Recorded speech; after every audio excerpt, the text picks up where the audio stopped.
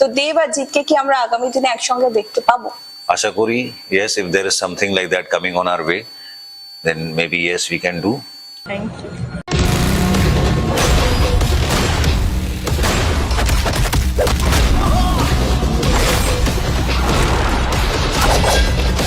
আচ্ছা, একটা প্রশ্ন নিই। অরিজিৎ কুন্ডু বলছেন দেব জিৎ জুটি কি কবে আসবে বা আসলে কবে?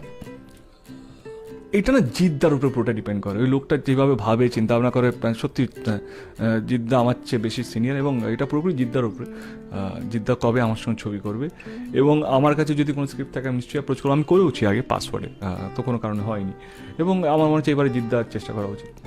আচ্ছা, কলকাতায় সায়েন্স সিটি অডিটোরিয়ামে মেলা চলছে, সেখানেই হঠাৎ উপস্থিত হয়েছেন অভিনেতা জিৎ। আর তিনি আসার সঙ্গে সঙ্গে চারিদিকে ভক্ত অনুরাগীরা ছুটে আসেন জিতের কাছে। মেলায় ঘুরতে এসে খাদান সিনেমার প্রশংসা করে জিৎ বলেন, মেন স্ট্রিম ঘরানাই সিনেমা বা ইন্ডাস্ট্রিকে এগিয়ে নিয়ে যেতে পারে। আমি এতদিন ধরে চেষ্টা করে এটাকে বজায় রেখেছিলাম, চাইবো আগামী দিনেও যেন এটা বজায় থাকে। দেবের সঙ্গে কাজ করার প্রসঙ্গে জিতের মন্তব্য, ভালো স্ক্রিপ্টের ওপর পুরোটাই নির্ভর করবে, চিত্রনাট্য পছন্দ হলেই একসঙ্গে কাজ করব।